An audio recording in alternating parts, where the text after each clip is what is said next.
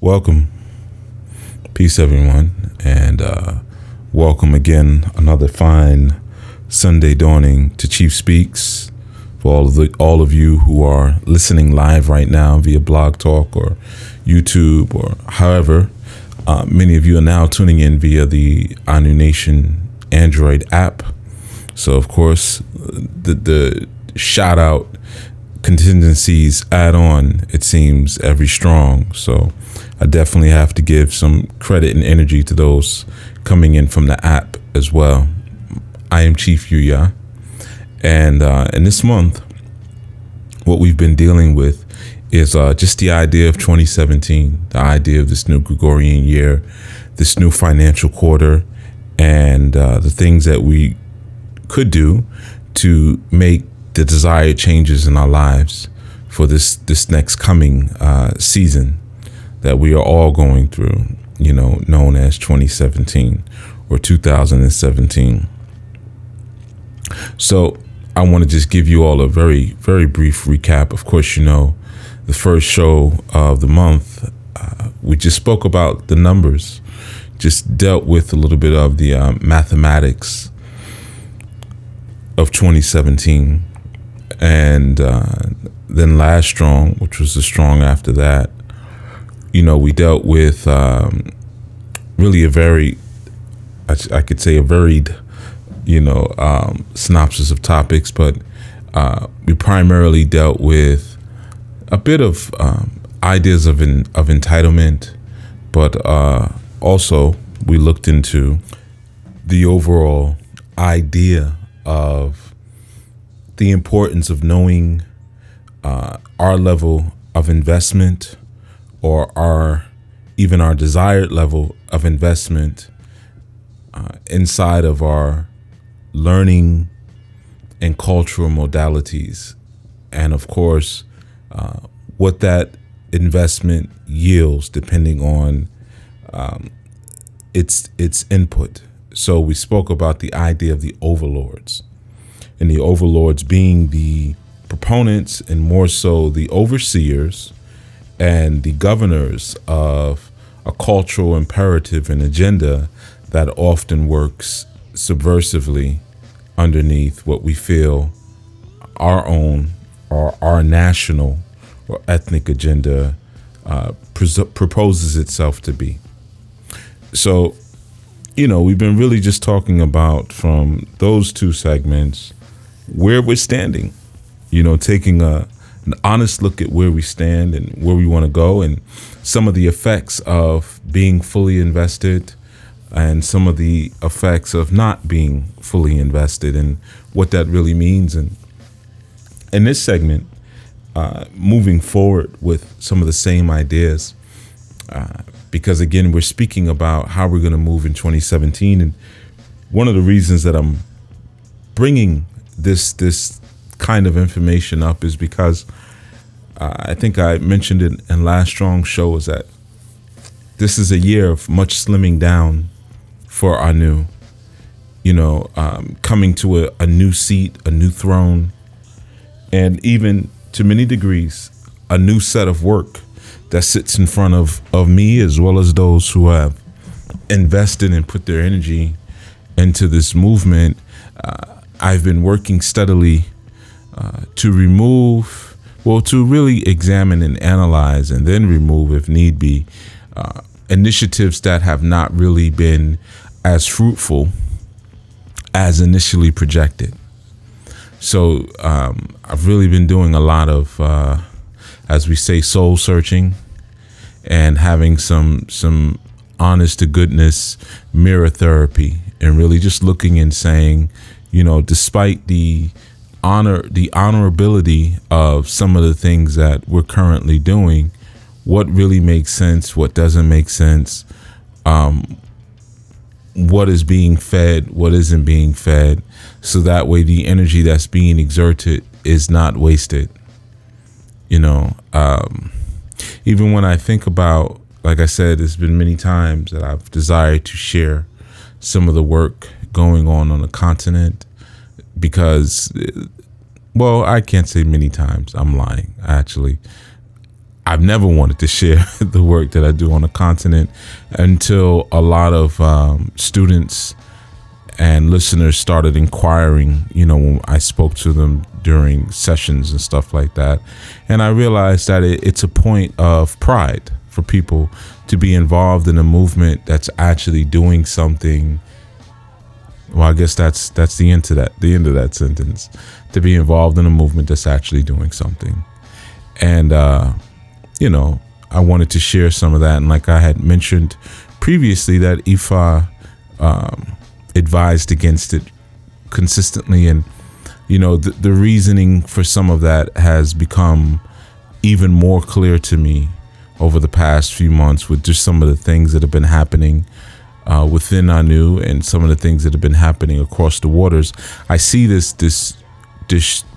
morphing and this shifting and this changing, and most importantly, the shedding of excess activities that don't really that are time wasting, we could almost say. And it almost feels blasphemous to speak about certain things in that way because of, again, yes, they all do add to what we're doing, but some things are going.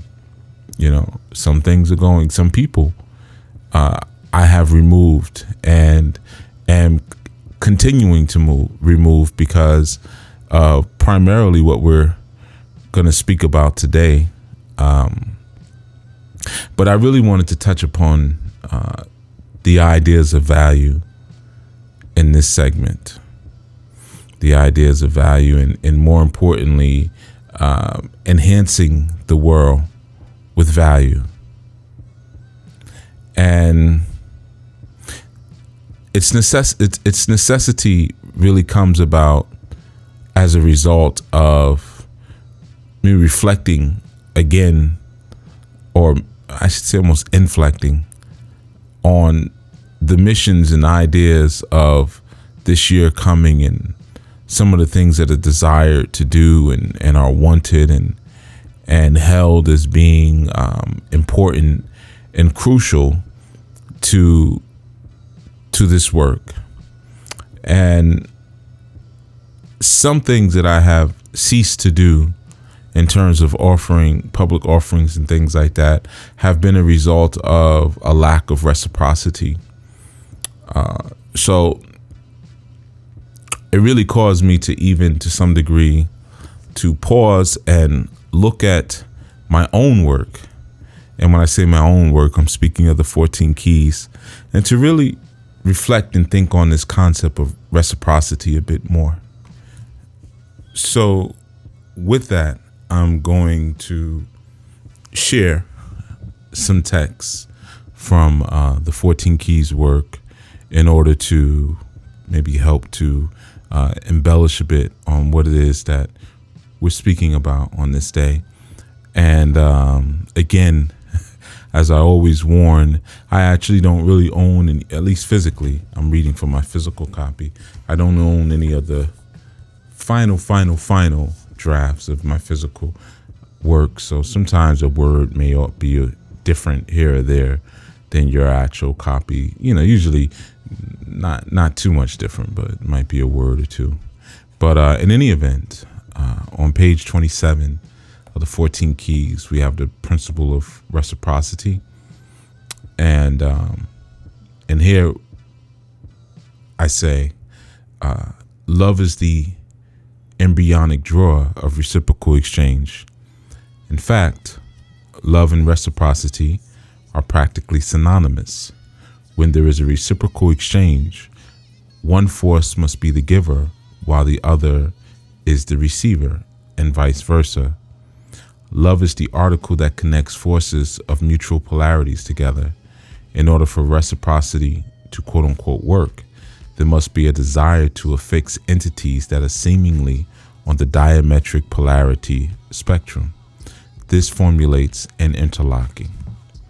Okay, so that was just some explanation in terms of reciprocity, but I felt it pertinent to what we're speaking about today, and in particular, the piece where I share that when there is a reciprocal exchange, one force must be the giver while the other is the receiver, and vice versa. Love is the article that connects its forces of mutual polarities together. And I think I changed that word from mutual to opposite. But in any event, what I'm speaking about there again is just the science of give and take. You got to give something to get something. All right. To simplify it a bit, just in the context of today's lesson. And the Our New Life Global Ministries science is built upon this idea, really, of giving and sharing value and talent with the world, more so than just preaching and teaching. And I wanted to in last Sunday's show, but I felt, this Sunday show is even better. I wanted to give a wholehearted and very sincere show of gratitude to Brother Anwar, because, and many of you probably know him, he's almost like an unofficial co-host of the community show. It kind of works with his work schedule, so he calls a lot of times during the day while he's working. I notice a lot of people do that. I guess it helps to keep their day going, But, I almost even think about it. For those of you fasting, community show is probably a good way to help you fast, because it airs from 1 to 3, Eastern, and it's around lunchtime. You could probably listen to the show or participate and work your way through lunch if you had to fast. But anyway, and I wanted to send my appreciation, love rather, to the brother, because he contributed 14 pieces of graphic art to Our New. He did a series, his own 14, I guess you could say 14 key, but it was 14 days. His own series he did on Instagram, where each day he highlighted a different concept or ideation of the literary work, 14 keys, and he created a graphic motif around the actual idea and the text and, excerpts from his copy of the actual book. So I was really touched by that. And then he actually, not only did he put it on Instagram, but then he also sent us the raw files as well. So thank you so much for that, Brother Anwar. I know just to commit yourself to something for 14 days, 2 strongs, that's no small feat. So to really show that level of commitment and livocation to something that you have found value in and decided to put something back into the well is beautiful on many different levels. Not just because, I'm thankful, when someone decides to gift us, because I consider that a donation. There's all different types of ways to give, and I share often it doesn't always have to be through monetary expression, though that's great, because money makes the little world go round, but the bigger world is motivated and moved by energy. So to put that kind of energy into something, and then to share it and to put it out there and share the pieces that really affected you with people, I think this was awesome. So again, thank you for that. But again, getting back to this idea, this reciprocal exchange of value and talent that we're speaking of, and it's important in the light of some of the topics that we've discussed thus far. And not only with that, it's very important for going forward, especially those of us who are listening who are no longer a part of the youth class. Youth class would be the warriors and the maidens. We may be a part of the parental class, the mothers, the fathers, or even a part of the sage or the elder class, the sage and the crone.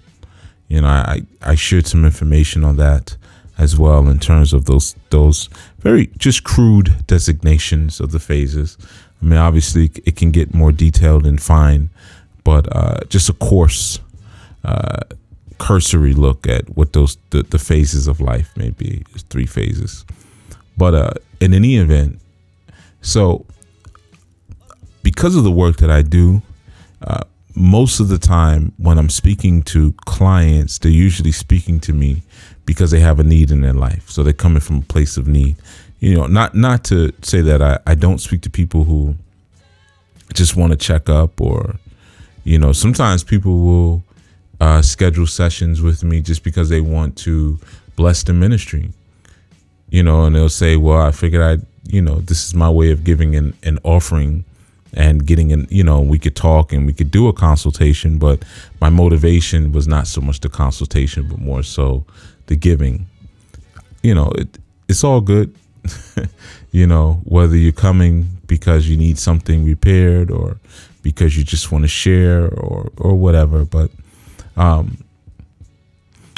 I say that to say that there is a consistent and unceasing issue that I often see with the adult class going in, past the mother, father stage, with people who are kind of living a life in a way where they are losing their ability to form reciprocal relationships. And as a result, things are not working in their lives. And they can't pinpoint why, they can't figure it out. And I decided that I was going to speak on it because this is something, of course, that needs to stop immediately. But it also highlights so many of the subversive and apparent statements sometimes that are said by myself or other members of the Anu family, or just people who kind of know, maybe who are a little bit more privy to the inside workings and have witnessed the amount of work that goes into doing what we do. And sometimes the responses that may not totally match up and reflect the value, the quality, and the frequency of the work put in. So even though we may speak about it, or, and a lot of times, like I said, it's subversive, but those who know, what's being spoken about. But aside from that, I know that because of a epidemic of distancing, social and emotional distancing that's been consistently occurring among people, that it's something that needs to be spoken about for all, because many need help in this area. And I'm seeing, again, the effects that it has had on the lives of people. So the idea of things being handed to you, or you being entitled to things, is very dangerous. A sense of entitlement is a dangerous thing. I will say it one more time. A sense of entitlement is a dangerous thing. Okay. So this idea of entitlement, obviously, as it sounds, it makes an individual believe that they are entitled to certain things.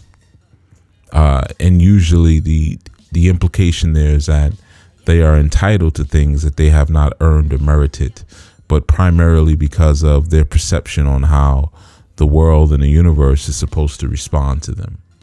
And of course, again, as many of you realize, this is a continuation from a earlier conversation on Chief Speaks. I think it was last Strong, where I spoke about, people who feel that the world and the spirits owe them something. So their input or their investment in their spirituality, or even in the spiritual kingdom, is minimal, because they already feel like there are energies and forces and individuals who walk the planet, or who float around the planet, who are just waiting and begging to serve them in some way.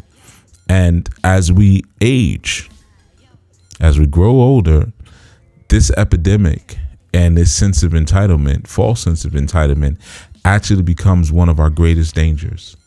It becomes one of the biggest things that actually holds us back from living a fulfilled life. Often when we're younger, we're gifted with certain things. Certain things are bestowed upon us with very little effort. And this happens in a healthy sense often, but more often than not, which again, something I speak against often, the overpraising and the unmerited praise of children is one of the worst things you could do. You see that again in a lot of homes with single mothers, because typically, even in a marriage with a complete family, it will be the woman or the mother who will render the most praise, which is absolutely fine. There's nothing wrong with that. It's great. And it will be the father who will balance it out with the next step. Yes, you brought your grade point up. You now have a C plus. Next marking period, let's go for that B, or let's go for that B plus. And it's mommy who will say, I'm so proud of you. And you need the balance of that being pushed or pulled along, and at the same time of that nurturing. But sans the expansive force of a real masculine energy, because I know some might say, well, my mother was the one who pushed us forward, and my father was the nurturing one. And I know so many people have issues with gender assignment. I've even seen in some of the comments on some of the videos where people have criticized my ideation of gender assignment. But again, to universalize that is a dangerous thing. To universalize what gender should be or should not be. It's very easy to pop up and say, well, we can all just do what works. It's not about this. It's not about that. In whose culture? Perhaps in your culture, that's perfectly fine. Perhaps your females are very masculine, and perhaps your males are very feminine. So the line between the two of them is a very fine one. So it's perfectly fine for you two to crisscross as often as you like, like two tangles of rope. But in other cultures where there is a misunderstanding, or there's been an intentional misunderstanding and misdirection of what it is to even be those roles to begin with, sans the company of anyone else, then really exploring, cultivating, and implementing those assignments becomes even more critical. You see, we're not all starting from the same place. We're not all coming from the same place. We're not all going to the same place. You see, so to generalize and to try to unisexualize ourselves is dangerous in that sense. So again, speaking about a lot of times the praise that we receive and the gifts that we receive, that are unmerited, and the problems that it may cause. As a child, again, it's perfectly normal, to receive certain things. You go out, someone gives you a piece of candy. You go to your grandparents and they give you some money, just 'cause. You go to your aunties or your uncles, they take you shopping and buy you some sneakers or whatever it is that you're into, or a toy.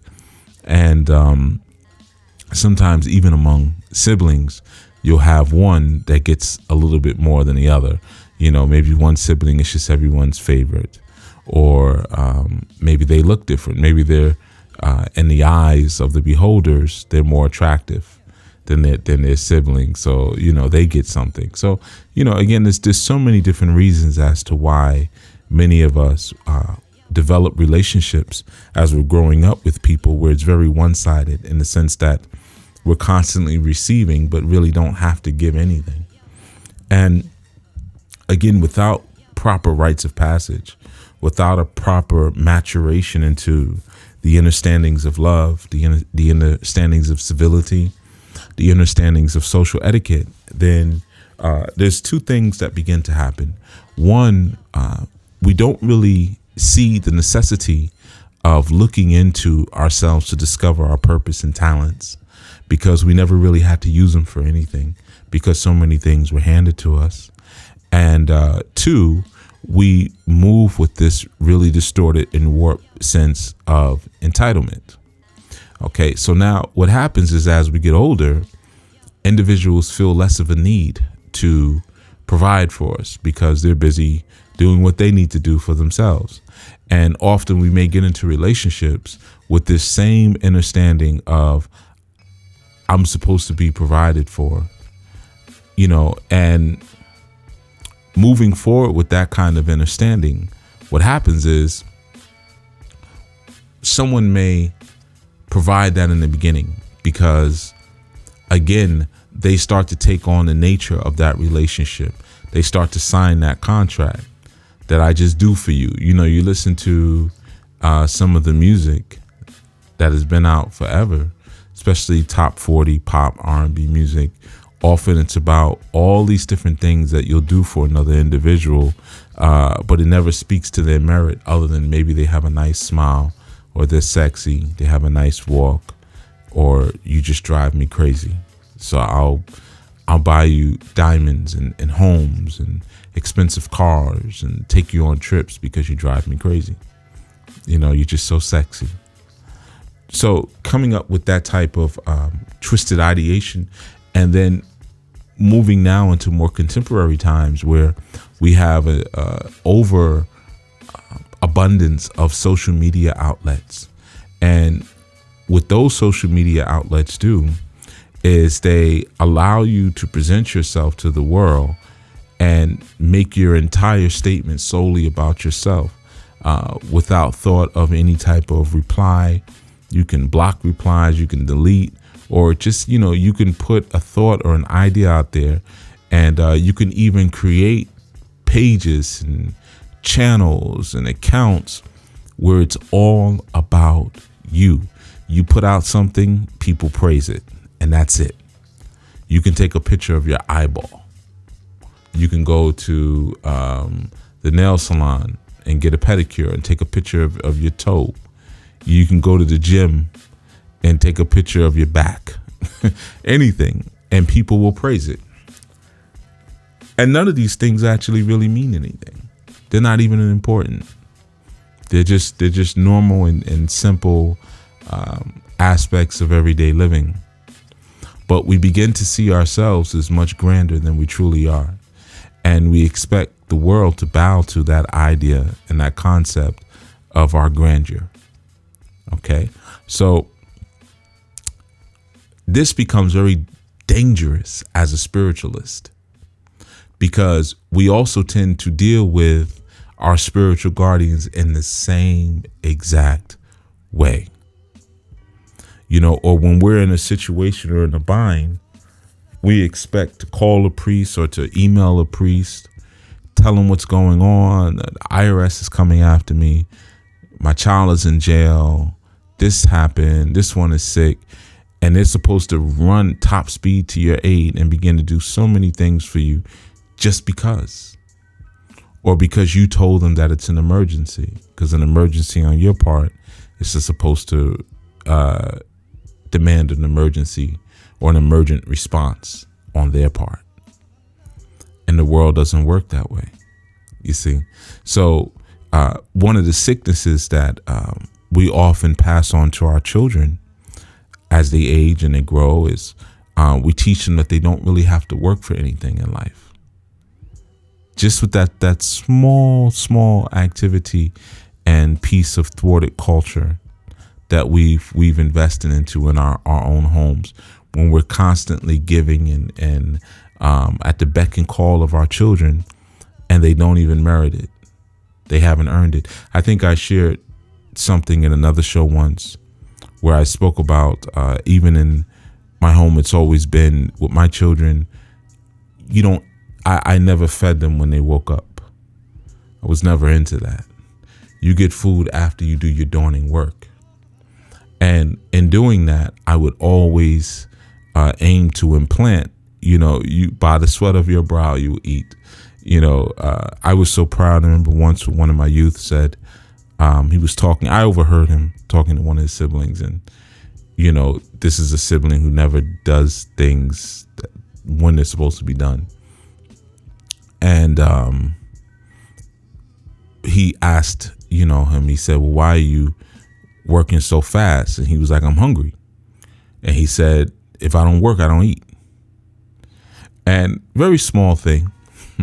But in that moment, I knew he got it. He got it. Very important, not just for the girls, but for the boys too, but especially for the boys. If you don't work, you don't eat. Okay? It doesn't matter if the food is there.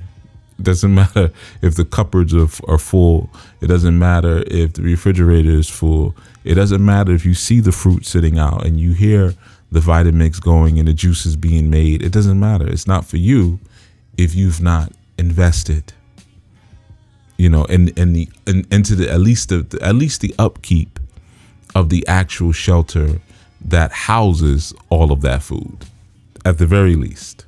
Okay. And donning chores are never, for me, they were never really anything heavy that I would give them. It was really more like a psychology, light the dawning incense, refresh any water pots on the shrines that needed to be refreshed, pull the drums out for, dawning drum session, things like that, get the yoga mats out, because we did a lot of different things in the dawning starting off, when my youth were very young as a family, dawning yoga and drumming and meditation and things like that. So there were candles to be brought out, mats to be brought out, and then even for the food, there were places to be set, so forth and so on. But that is a form of love. It's a form of self-love, you see. And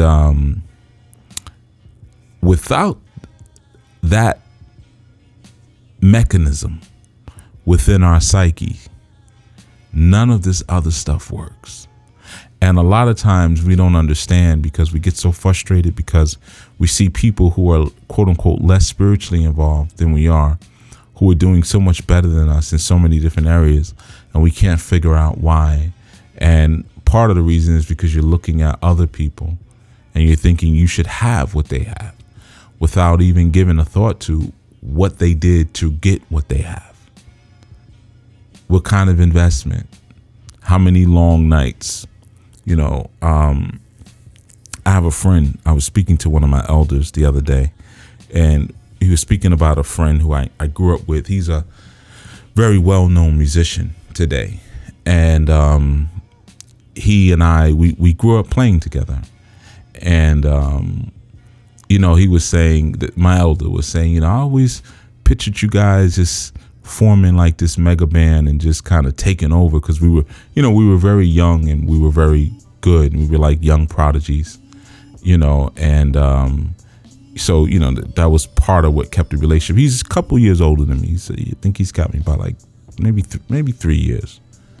Yeah, maybe 2, 3. I'd say 3 tops. He's got me by about 3 years. But one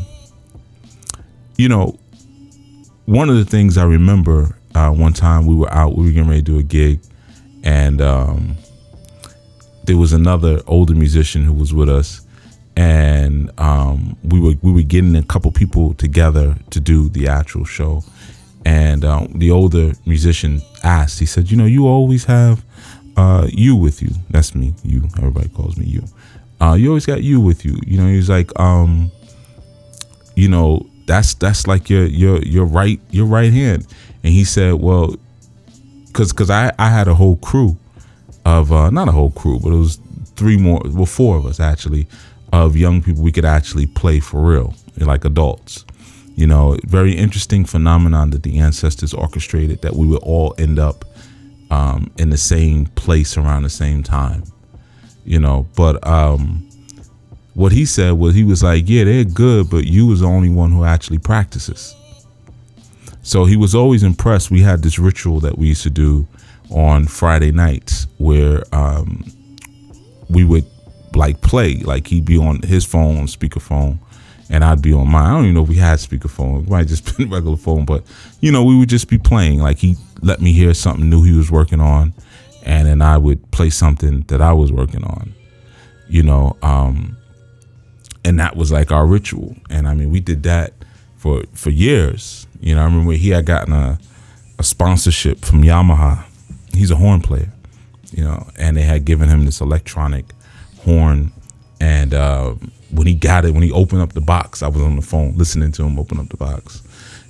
So the idea that there's an investment that's being put in, there's a desire, because Friday night, we're young. We're supposed to do on Friday night. We're supposed to be at the movies.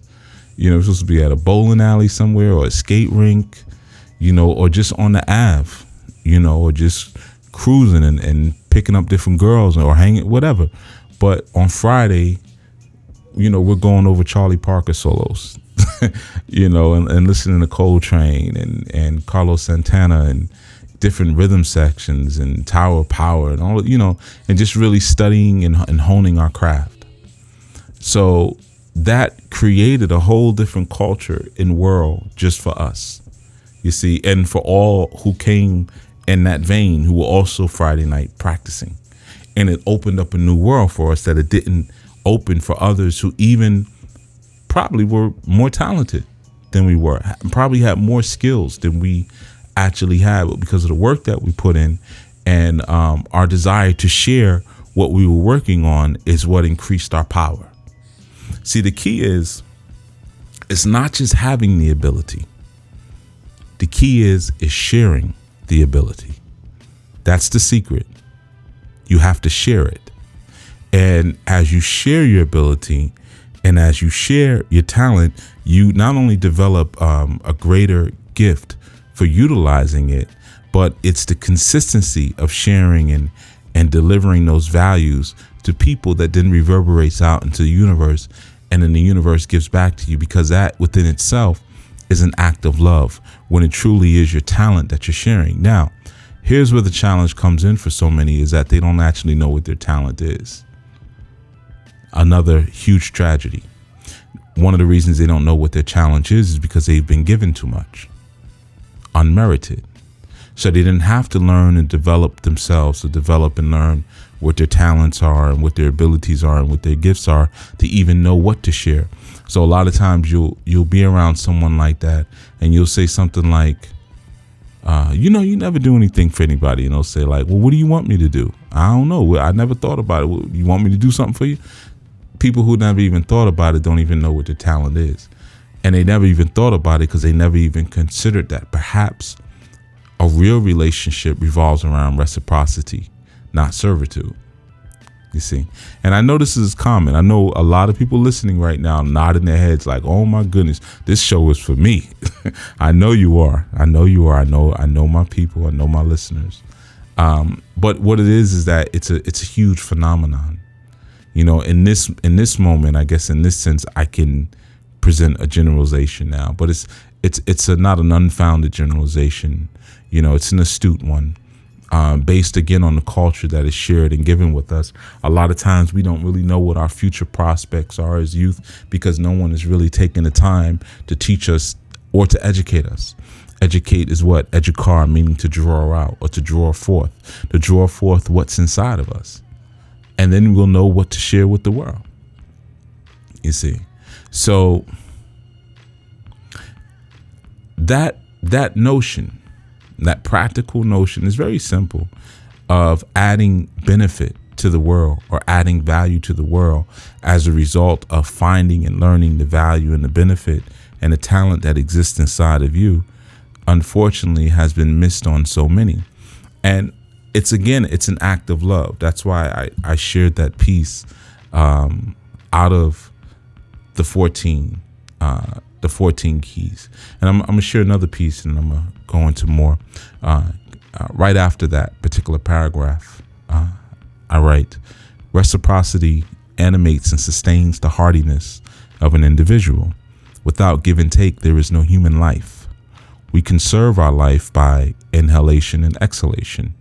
Enlarging this idea beyond the body sphere, we can see the same interplay at work inside a community paradigm. It is the exchange of energy within a community that braces its members and provides for a reaffirming of the guiding mission and core doctrine of the group. Reciprocity is the metabolic breath of a group or community. Okay, so it is through that metaphorical breathing or that push and pull that we experience, that we do as a community, we're able to grow and expand and to strengthen ourselves and to create a framework. But there is a love act at play here that's extremely important. There is a togetherness. A lot of times when we think about love, when we say, I want to be loved, I want to be in a loving marriage. I want to be in a loving relationship. Our focus is definitely too much on the actual love and not on the act of loving one another. So whereas we should be focused on the person, we're more so focused on the emotion, the endorphins, and the electrical stimulus that the person can provide for us. You see, again, which becomes a very dangerous thing.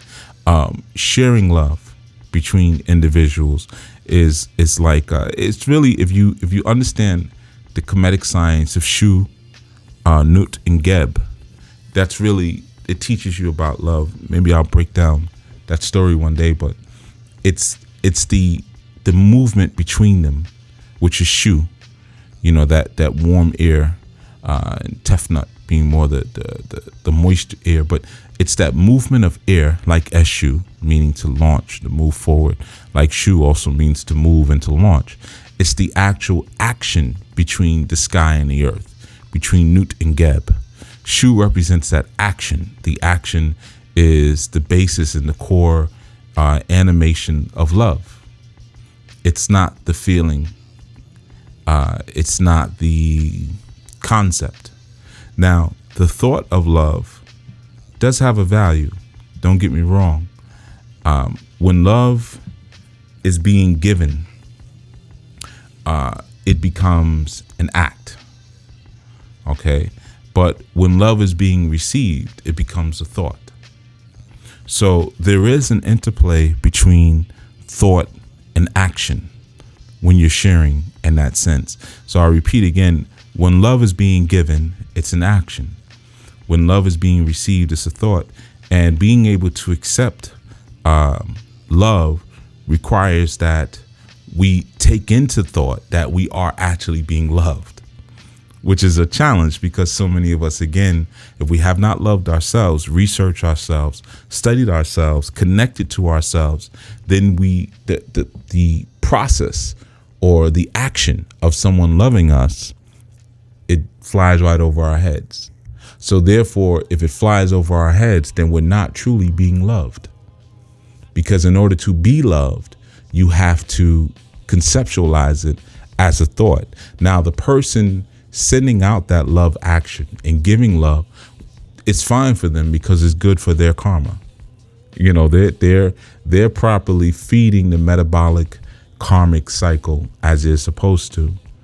But the person that is accepting it has to view and allow themselves, they have to first view themselves as being loved, but they have to allow that level of kindness into their space.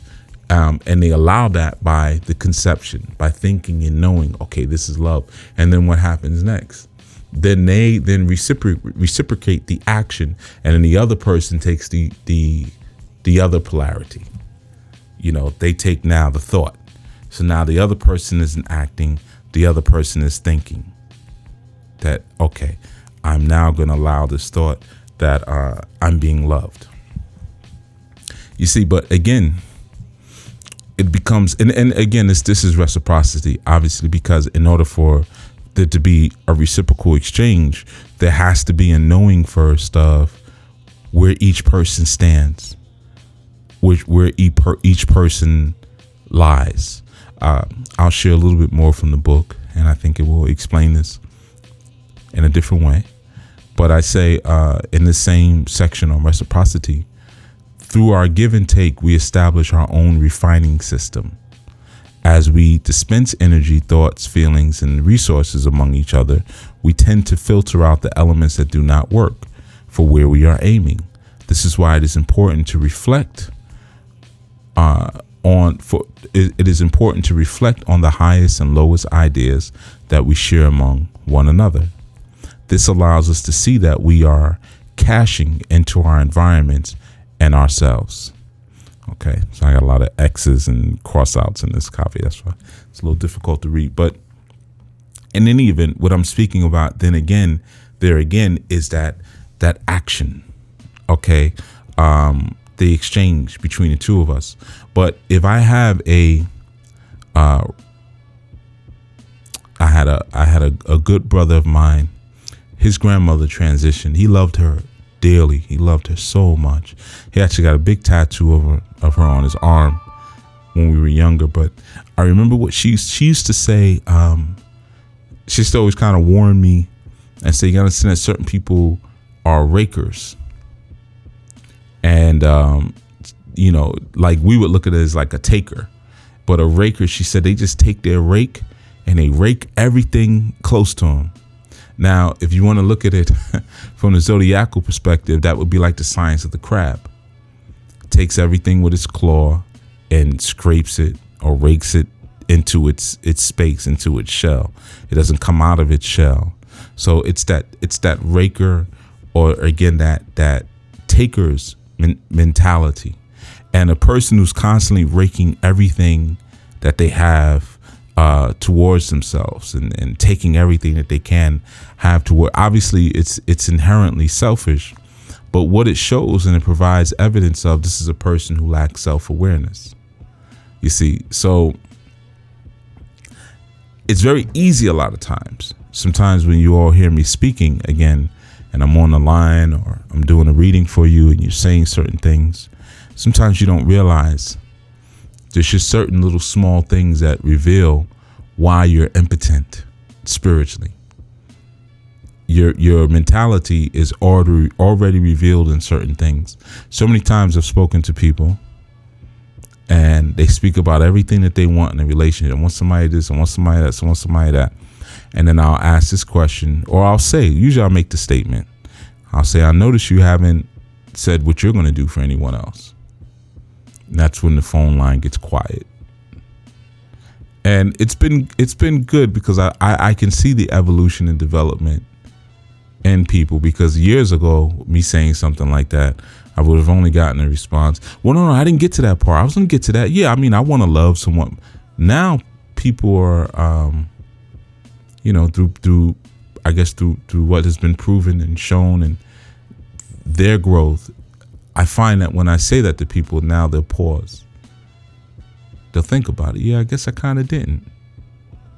I guess I didn't. I guess I'm not really thinking about what I'm going to give to someone. And then when I say, well, what are you going to give? Then now that we're thinking about it, usually the answer is, I don't know. I don't know what I have to give.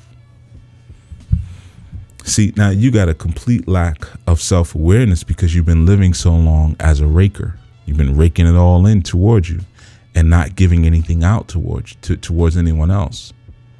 So you haven't loved. You haven't participated in the actual act of love. And you haven't processed being loved, because you can't process being loved if you don't stimulate both sides of the actual cycle. Just like you can't be a giver if you're not a receiver. Some people like to say that I give all the time. I always give. If you don't receive all the time too, then you're not really a giver. There's a science to that. It's a holistic piece. You don't want to look at things from a Western sense so much where you separate them in that way. Holistically, certain parts work together, work with one another to create a proper cycle of something. And like I said, constantly thinking that we should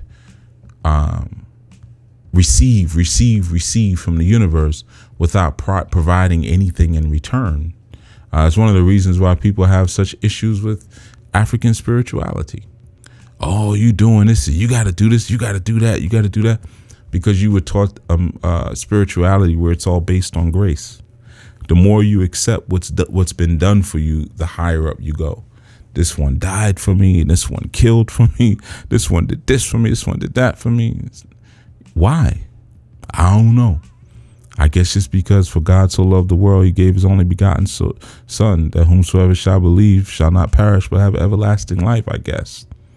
I guess that's why. You see, so it's all based on what you receive. And all you really told you need to do is love your God with all your heart and confess, this is my overlord. I'll be your overlord. You could be my overlord, I mean. Yeah. But see, it's still take. What are you giving? Nothing. Other than your blind allegiance, which is not worth too much because it's blind. There's no power of thought behind it. There's no ashe of thought that surrounds it. And again, receiving that type of cultural mentality, it creates a dangerous situation for us in the world, because we're unable to really cultivate those relationships that are transforming in our lives. Love is a transforming factor, you see, because we're just so used to taking and grabbing and getting. Now, this happens in again, the spiritual community. It happens in this community sometimes. There's a lot that's given and there's very little that's returned. You don't ever really hear me go off about it, because I know, again, the mentality of the people.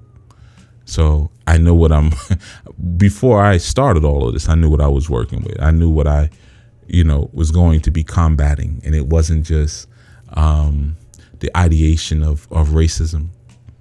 It wasn't just the ideation of oppression. There was some other things. There were other mechanics at work here. And there was not only enemies outside the gates, there were enemies inside the gate. This is one of the inner enemies that's wreaking havoc on the gates. There's a lack of reciprocity. And like I said in my work, the 14 Keys, it is through that metabolic breath, in a sense, of give and take, of the exchange, that a community grows strong and keeps itself alive. Like I said, it's the exchange of energy within a community that braces its members and provides for a reaffirming of the guiding mission and core doctrine of the group. Reciprocity is the metabolic breath of a group or community. So if you're only inhaling and you're never exhaling, what happens? Yeah, it's pretty easy, right? Anyone knows the answer to that one. So what happened to the community? Because if you're only inhaling it and you're not exhaling, it's a different death. You fill your lungs with something, what do? You implode. You put too much of something inside of something without a release, then that thing is going to explode internally. You see? But the external may look like it did before, but it exploded inside. You see? So you may be going through your world, going through your life, and you may be an actual bomb site internally, because you've been taking, and have never made a concerted effort to actually give at the same level that you desire or have been taking. And this is why, as you grow older, it becomes harder and harder, because just like, think about how we look at each other as adults versus children. If I see one of you in the street and I tell you I want something from you and you're unable to give it to me and I pout, there's nothing in that action that's going to make you feel like you should do anything for me. In fact, you'll probably look at me like maybe I have some level of mental derangement, but it would, at the very least, it would certainly look at least silly to see a big old grown man pouting because he didn't get something. But now when a child does it, it doesn't have the same effect, because you expect them to sulk. And even when they're really young, you might even cave in, You might say, all right, come on, here.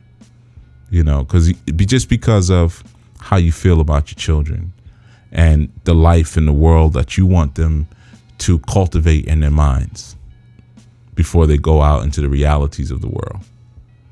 Of course, it's damaging. That's one thing I never allowed my children to do as well. They're not allowed to ask me for anything more than once. It was always a hard set rule. And especially the girls are not allowed to do that. Please. Nope. No. Don't do that. Don't beg. Don't start to try to manipulate me by changing your voice and swaying back and forth and jumping up in my lap and please, Baba. No. Because then what am I unleashing on the world? If I said no, it's for good reason. Trust my judgment. And then you can make intelligent decisions from there. Because I may say no, You may say, okay, I got it. Then you may come back and say, okay, well, is there something that I can do to get it for myself? Okay, now we're talking. Think about what you're unleashing into the world. It's very important as a parent. That's a part of the responsibility, the reciprocity. The world is provided for you so that you can provide for your children, but then you unleash monsters and goblins out into the world. Ooh, I'm so glad they out the house. Oof. But now the rest of us got to deal with them. So, like I said, I really just wanted to speak about this idea of adding value to one another, adding our talents and our benefits to one another, and explicitly the understanding that our talents and gifts and abilities are designed to be shared. That's their ultimate design. And your talents, gifts, and abilities don't necessarily equate to your life purpose. So let me be clear on that as well. Just because you have a great talent for something doesn't mean that's what you're supposed to do. Okay? Does not mean that's what you're supposed to do just because you have a great talent for it, or you have a great ability towards something. That talent, gift, or ability is something that's supposed to be shared, when it truly is that. Sometimes we're overconfident. We think we have things that we don't really have. But that's a part of, again, not ever really having to earn anything, but getting a lot of undue and unmerited praise, which has really wreaked havoc on the community. You can see it. Because a lot of times now what happens, if you don't deliver that praise to an individual, they'll go crazy on you. They'll do really heinous things to you, or they'll say, oh, you must hate me. You hate me. You know, I've heard that plenty of times, even with the shows. We say, oh, you rough on them, Chief. I'm not rough on anybody. You don't know what rough is because you're soft. That's why you think I'm rough, because I tell people the truth. Shouldn't we always tell each other the truth? Isn't that an act of love? But you've been getting a lot of undue and unmerited praise, so you begin to move through the world like that. So if you call into a show or something and you start lying, you're not delivering, you're not giving the truth. You're still standing and staying behind your shield wall of a lie, or your shield wall of attitude, or your shield wall of self-pity, or your shield wall of deflection. And you won't make yourself vulnerable by giving of yourself. And then I point that out. That doesn't mean I'm mean. You're the mean one. You're cruel for even coming into an environment and doing that. That's a cruel act to do to somebody. To take up their time and their energy and to have them give to you, but you're staying behind a wall of self-pity or a wall of entitlement, which is usually what it is. That's why people will call in and ask very deep questions sometimes. Oh, I'm just calling to find out what my purpose is in life. What? That's why you'll hear me say sometimes, you're going to call a free show on Blog Talk Radio to find out your life purpose? How invested are you really? In all honesty, because you got to give to get. So how invested are you truly? You're not invested at all. You expect everything to be handed to you. So we have to get out of that mentality in this coming Gregorian year, because like I said, you can back it up to so many different things and how it really wreaks havoc on our love relationships, or our supposed love relationships. We wreak havoc on our children, we wreak havoc on our spiritual communities. This is why a lot of times you're not growing spiritually and things are not working for you and stuff like that, because you're too self-absorbed. And when you're completely self-absorbed, you have no real perspective of yourself. Sometimes we think being totally self-absorbed helps us to learn ourselves. It does the exact opposite. You see, so the destruction that this way of thinking, the way it rages a certain law, a certain destruction in the human psyche, is something that needs to be paid attention to. And in so many different ways,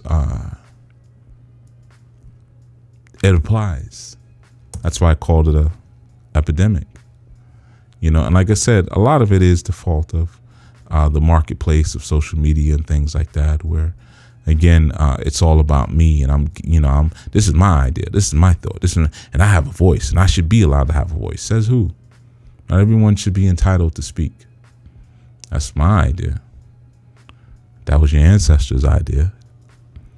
Not everyone is even entitled to have a wife. Not every woman is entitled to have a husband. Think about how many times you hear people say they want good mates. I want a good woman. I want a good man. And then what will you hear me say? Are you good? I don't know. I think I'm good. So that means no. You know what that means. So if you're not good, why would you be entitled to something good? You see how many different places that you can apply that sick thinking and how much damage it causes. And it all starts with being able to take stock of what you have to offer and what you can deliver to the world and what you can demonstrate through action, through speech and through action. And, you have to be able to back up whatever you're saying. If you say you're good, or you say you're this, or you say you have this talent or that talent, or whatever it is, be able to back those things up by results. Not by some old story. People like to use that all the time. Well, in my last relationship, I did everything. Or when I was younger, I did. It's just like you meet women sometimes and they tell you how long their hair was when they were young. I know people use that. When I was young, my hair was down my back. What happened now? Now you got a Don King. And you hear guys talk about how athletic they were when they were young, but they can't even hardly get out their car without darn it pulling in the whole roof and, having to reach up on the side of the roof, move to the side, take their wallet out of their pants first. If you were so athletic. Okay. Used as a rooster.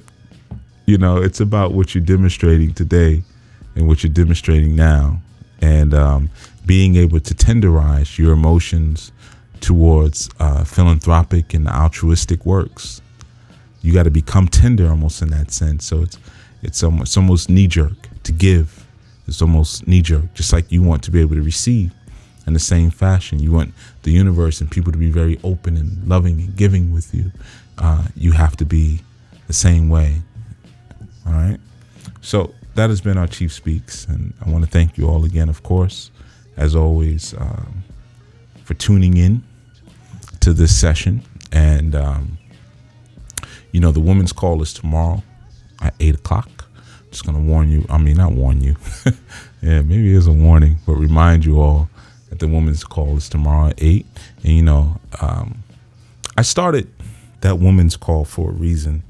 And like I said, it's important to me that women have an opportunity to share that love amongst one another, to open up without the presence of men. Because sometimes when men come into the picture or males come into the picture, then agenda comes into the picture. People start thinking about the deficit and what they want and things like that. And, and the same thing, sometimes when a woman is present and there's a group of men, then the men make a determination or, strive towards who's going to be the alpha, who's the loudest, who's the funniest, who's the most brazen, things like that. And a lot of those critical and essential times and moments for growth, many of us did not get, and we have to do the work now to actually put in some of the growth efforts that we should have when we were 12 and 13 and 14 years old, because so many have not grown past the age of 13 and 14 years old. That's where they pretty much topped out at. So sometimes we have to go back, and the men's call is a similar experience, that time for men to really, most importantly, speak about their emotional frustration, because we live in a society where it's looked down upon for a man to actually express himself emotionally, which is a very dangerous thing, because like I said recently, if you suppress emotions, you suppress spirits. You suppress spirits, and that's when you create harmful entities inside of you that some like to call demons. They're not really demons, but we'll just use that word. So, and men are taught to suppress everything. You can't really share what you're feeling most of the time. And usually when you do, the response is not appropriate. Like if you go to work, if you're a man and you sit at your desk or something and you're crying at your desk 2 or 3 times, they'll fire you. That's just how it goes, because he's gonna come in and kill everybody tomorrow. A woman could cry at a desk 2 or 3 times. Hey, what's wrong with Sally? I don't know. Let's bring her into HR and see what's going on. You want to talk about So it's a different thing. We only live in a society where men can express themselves in that way, and it's important to have that, because, in fact, a man being able to express himself in a healthy manner and to really share his frustrations is actually very dangerous to this society, if you think about it, because there's so much about, let's say, even the American dream that lies on the shoulders of the men. Because men are really, you're required to provide that dream. You're the dream merchant, even in your relationship. Like I said, the songs, you got to tell you're gonna buy this and do this and do that and do that and do that. And a lot of times as men age, they start to realize that all of that was malarkey. But they have no one to really express that to. Like, this isn't working. I don't like being married. I don't like my children. I don't like my job. This, that. I used to really be athletic, and now I can hardly move. I'm sitting at a desk all day, and my hips, I got hip issues, I got back issues, my eyes are going from looking at a computer screen, whatever it is. And a lot of times, them being able to honestly express their frustration with the supposed American dream would bring great destruction and threat to this actual system. Because people say what they want, but it's the men who drive it forward. You see, it's the men who drive it forward. So as long as the men are able to go along with it mindlessly, even if their heart is not into it, but they're still the battery pack, then everything will be cool. But if you have enough men who can get amongst one another and express their frustration honestly and say, wait a minute, it's not working for you too? No. What about you? No, wait a minute. I thought it was me. I thought I was crazy. Or a lot of times for men, I thought I was just being a punk because I hate having to go to this job every day. Because I don't like my format of marriage, and having to have a man cave and all that other dumb stuff. You don't need a man cave. You need your own house. You live in a house with your family. You got to find a space to get away from them. What does that tell you? It's not natural. It's like being able to still be sexually active, but having to take a pill first to get an erection. Or like I know some guys who have to watch porno first and drink liquor in order to have sex with their wives, and they think that's normal. You see, there's so much that addiction to a thwarted culture will destroy in you. So having those opportunities to share those things openly and outwardly is very valuable.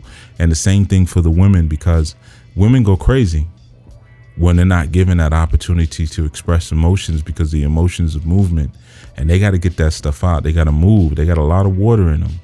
They have a lot of ideas and things gestating inside them that will become twisted and turn into something else if they're not able to move and flow and keep that current going inside of them, even if what they're saying is nonsensical. Then they know that. That's why a lot of those times they'll say, I don't need you to fix it, just listen. They need to get to talk. They're saying basically, I need to detox. We'll fix it later, but let me detox. It's like freehand writing. Any of you write. Sometimes you just sit down with a pen and pad. I find it works better on pen and pad than a keyboard. And let's say for 5 or 10 minutes, you just write anything that comes to mind. Just like meditation. People are always so worried about, I can't focus. I'm thinking about this thing. And I always say, think about it.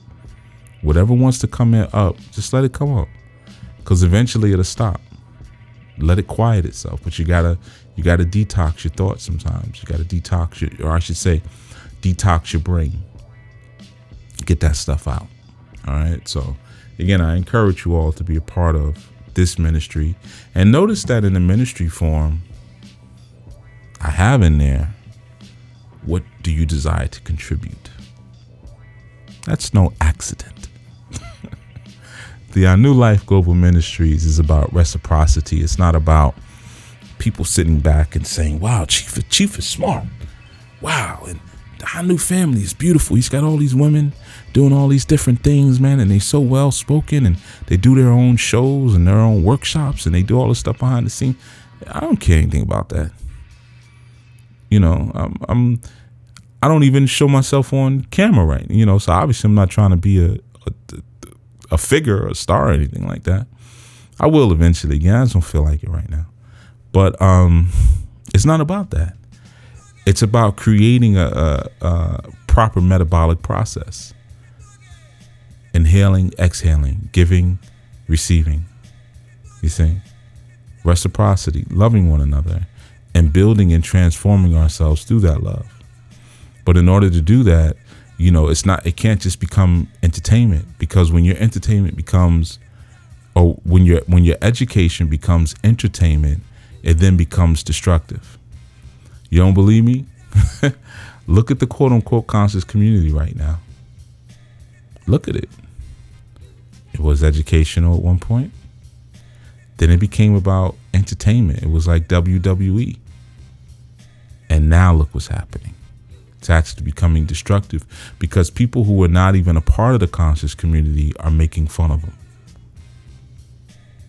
There was a video I saw with Mike Epps and Ricky, the guy who died, Ricky Harris, the comedian recently, where they were doing a mock skit of the Hebrew Israelites. But it wasn't even a skit. They were like literally in the middle of a park. It was quick too. I guess they had to move quick. They didn't want anybody to jump on them.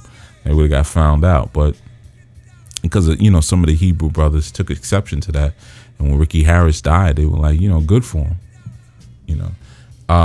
But that's neither here nor there, and that's between them and Ricky Harris. But my point is, because of the buffoonery, you cause outsiders to blaspheme and to not only want to not be a part of any of these movements, but certainly not support them, and probably in some instances block the way in the path.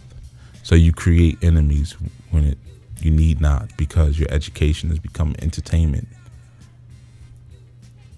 All right, into Next Strong. This is Chief Yuya. Thank you all for listening, and we'll talk very soon. Peace.